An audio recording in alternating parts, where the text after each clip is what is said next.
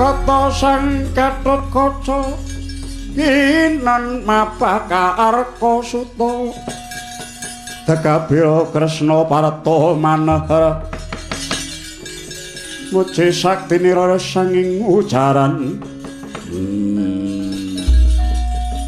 wangune iki wah piye-piye semono akeh padha les pancal panggung sungune bungalan yo tak ulake saka nggegonaku nyeloro tak greke kebo iki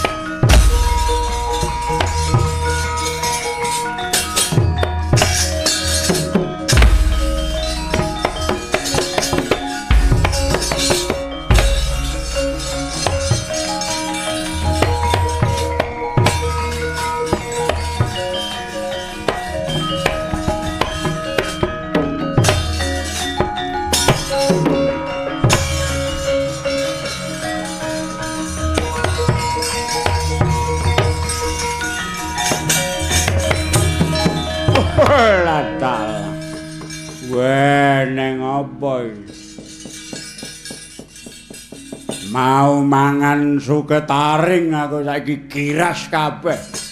Weh kae, ayo kae sing ana kono ning bali. Nglumpuk. Weh kok saya nemen bupare ning apa iki?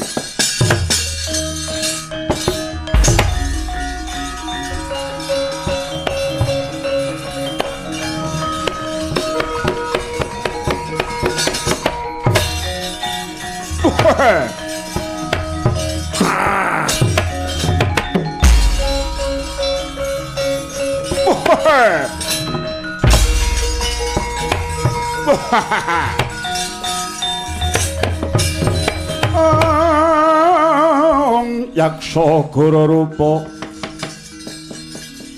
risedeng sang kumba ladala wala kowe bosen urip kowe ngger ana buta rewo-rewo kowe sapa aku pangoning kebon danu Ditya dadung awuk kowe sapa Satria Pringgondani Gatotkaca. Wah, Gatotkaca ya. Ya kene kowe ganggu gawe ingon-ingon kowe serep nyawamu. Nek pancen kowe sing nguasani kebon danu tak jaluk lilaning atimu. Kebomu bakal tak gawa menyang negara Ngamarta, sabanjure bakal kanggo pasrah. Serasraning penganten Paman Permadi menyang negara Ndrawati. Nek kowe njaluk disewa, pirang ewu dinar tak bayar. Wah, apa rumangsamu bandane mbahmu? Aku ora nyilihke menyang sapa wae kowe ngaliya. Yen ora entuk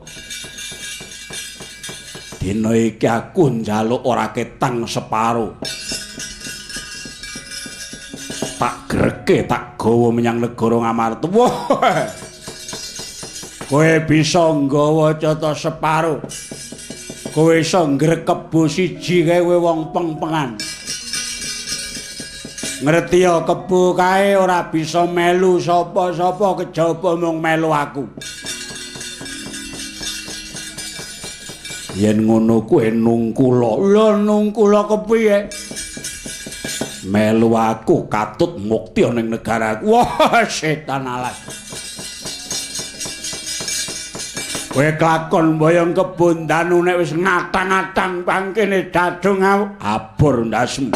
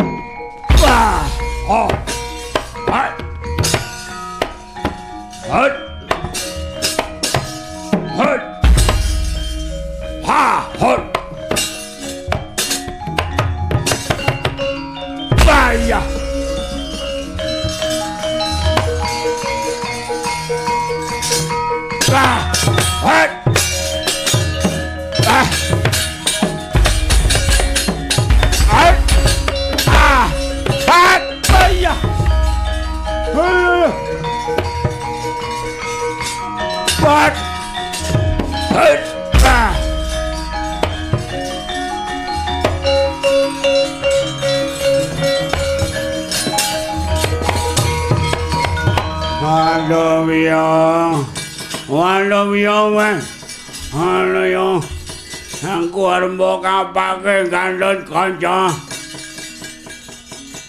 yen ora gelem ngulungake kebon danu 140 potol ndas waduh bukulun kula niki kados pundi bukulun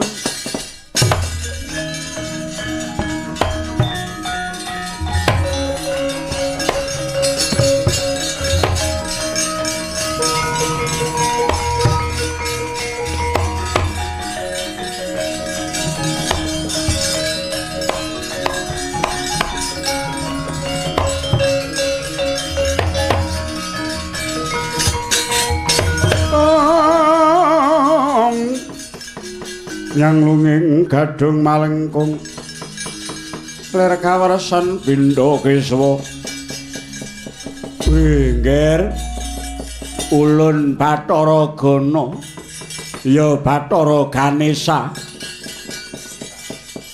aku ingkang wasani kebon danu nek gadung awuk iki mung pangon ingkang tak pasrahi supaya ngupakara nanging sejatine kabeh mau ning wewenanging Bathara Gana nggih. Aduh pukulun bekti kula katur pukul ya tak tampa Gatotkaca. Menapa kepareng menawi kebon danu badhe kula garek sak mangke. Kinarya bebananing penganten Paman Permadi benjang purnaning gati badhe kula kunduraken dhateng wana krendha ana mriki pukulun. Wah. Ayo pancen wis temeka titiwahyaning mangsa kala aku nate diparingi dawuh kelawan pukulun Sang Hyang Giripati. Lamun to sak mangsa-mangsa ana tedhaking Sang Wiyasa ingkang bakal mangun palakrama. Kebon danu bakal diparingake nggih. Waduh tiwas remuk. Wah. Lah mau ora pesen.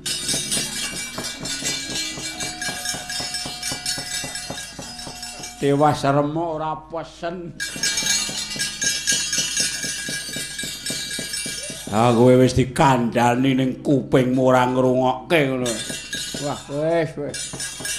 Tiwas remuk bubuk wis. Lambeku dicuwil. Untuku rampal kabeh wis cilaka mencit iki sesuk le liwat kutha rae kena nggo mangan babat niki.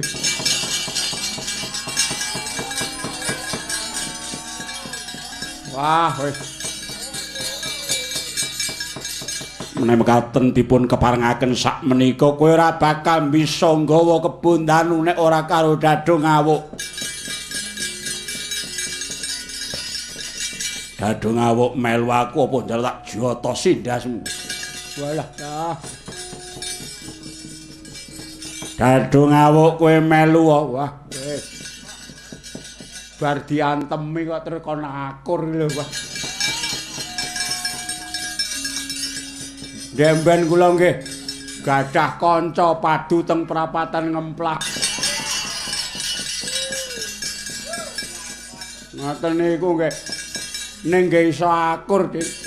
Aku ro karo Gatotkaca gawanen menyang negara Ngamarta dadung awung ngestaken dawuh pukulun.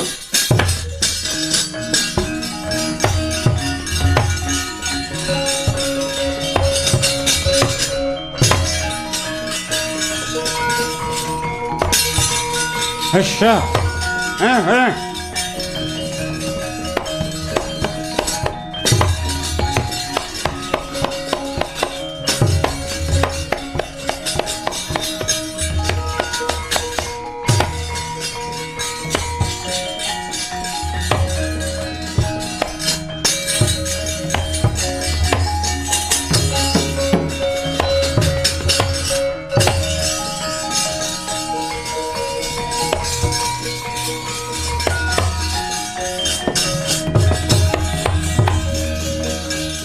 Tebeh kinarya perak ora kaya sambeting kandha kaya bareng angkate nenggih Risang Bimasena ingkang wis angok-angok tepining samudra Indi.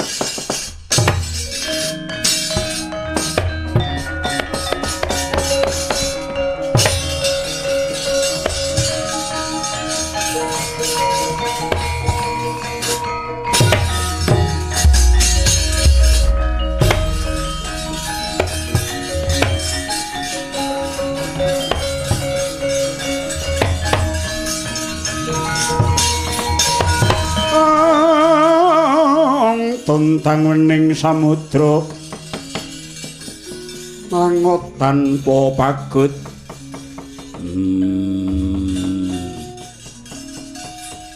kegeteke ngrasaku mung kumudu menyang papan kang tinuju mbuh lakuku kok ngener ing papan iki lan Krenteking atiku ora bakal menggok. Najan to segara jembareng ilak-ilak bakal tak jeguri.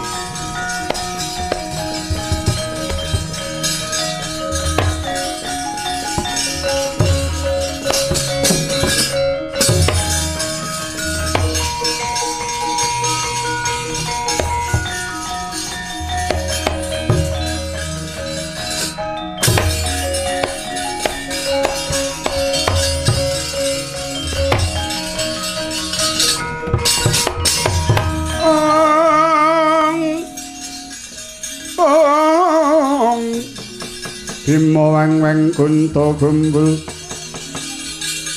patang gedhe sayang gongkara. Yo.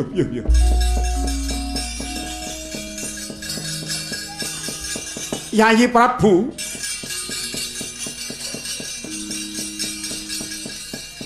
Yayi Prabu ing sumber prawara. Nggih wonten pandika ing ngadhawuh. Yayi Prabu Randima. Wonten menapa Kakang Prabu? Lan sira Yayi Prabu nalendreng Tawang Sari. Ana wigatos menapa Kakang Prabu?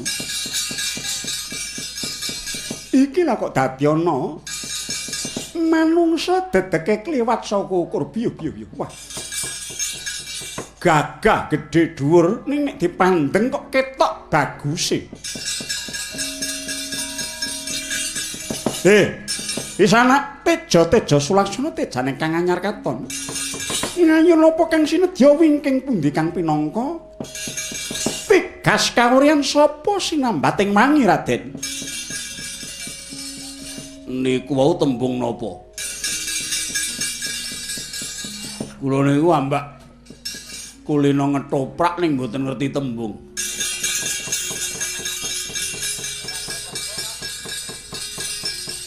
Napa niku? Tegese jenengmu sapa pinangkamu ngendi?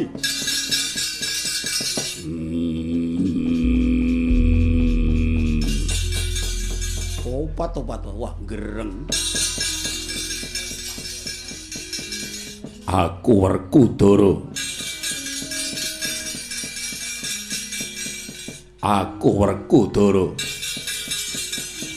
Sangka ing negara Ngamarta. Lho. Negara Ngamarta? Kene iki papan ngendilan kowe sapa? Nyerangap gamane kaya jati ngarang. Aku nalendreng Parenggupita Prabu Hadi Sucipta.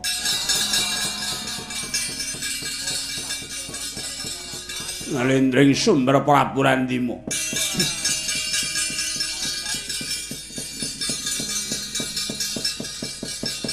Prabu Kabanden.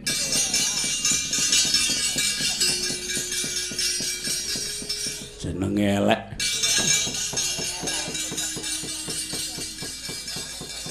Iki negara Singgela. Wah, kok adoh temen playuku tekan kene.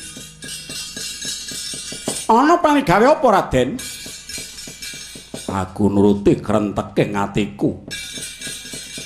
Aku kepengin golek kreta kencana. Bakal kinarya dauping adhiku lanang Jlamprong. Nganggo srasran kreta kencana neting atiku rene. Adat lupiya aku yen gegolekan apa-apa manut kekenteking rasa. Yen tumindak jumangkaing sukuku mapan ing kene, yektine sing tak goleki ana kene. Kagyatrisang kapirang rinangkul kinempet kempet. Latal. Oh, lah iki wong kowe kok golek kreta kencana teko kene. Eneng pora lan kowe ngerti apa ora yen kene eneng kreta kencana? Wah, kok ya kondang tekan ngendi kok ya ngerti ya. Iki mung wong ngawur iki ning kebeneran. Yo, ora tedeng aling-aling pancen ning negara Singgela kene. Ana kreta pusaka tinggalane para leluhur biyen. Nanging ora sadengah manungsa bisa ndemok. Iku ana panguwasane ratu Gustiku Prabu Bisawarna. Wong saka njaban negara ora kena lanyo-lanyo. Luwih-luwih kowe bakal golek kreta kencana ora bisa. Ayo bali yo. Mumpung durung rinanjap jemparing dening wadya balaku ingkang mahewu-hewu lumung kowe bali yo Werkudara. Wah.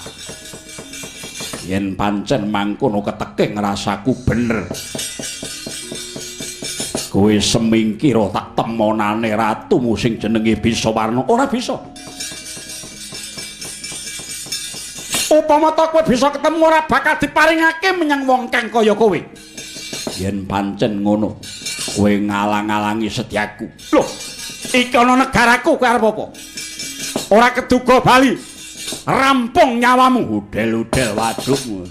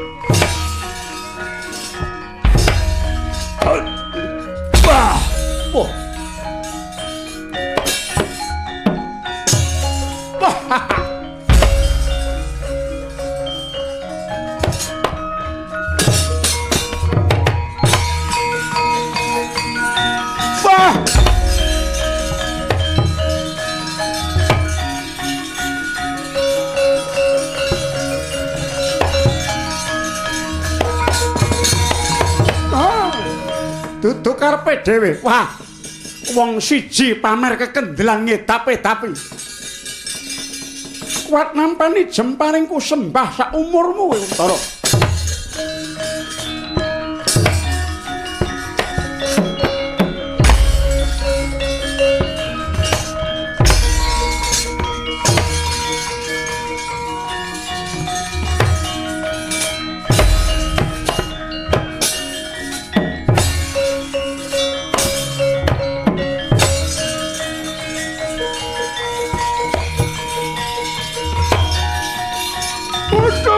aku.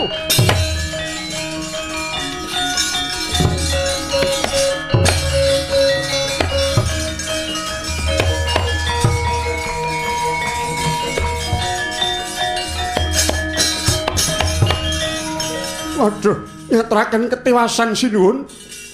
Ana apa? Wonten tiyang ingkang ogreh-ogreh katentremaning bangsa Singgela naminipun Raden Werkudara. Kula wangsulaken boten purun. Nata manahipun badhe mboyong kreta kencana sinuwun. Oh.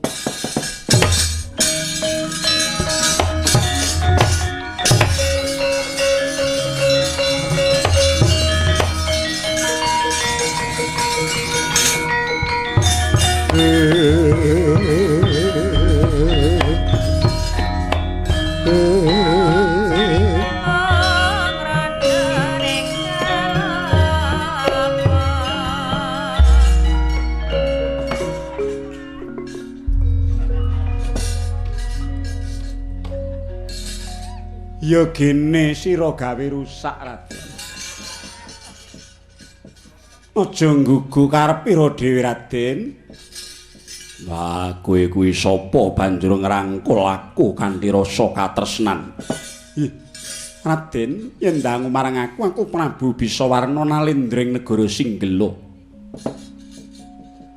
Pancen kapara yekti yen to ing kene dununging kreta kencana.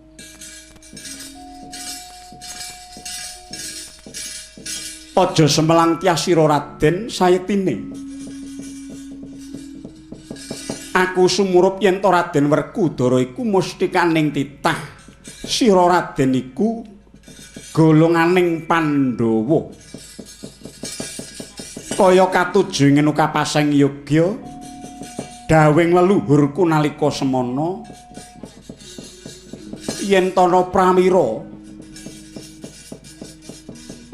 mongko tedhak turasing andana warih turuning Witaradya wong ingkang bisa lumebu ning negaranira sira kudu asih prana marang dheweke. Mila Raden tak pasrahke kreta kencana ora mung iku Raden aku sak kanca rawangku nalendra tetelukan Ratu Sewu negara ingkang bakal nyengkuyung marang Pandhawa Raden.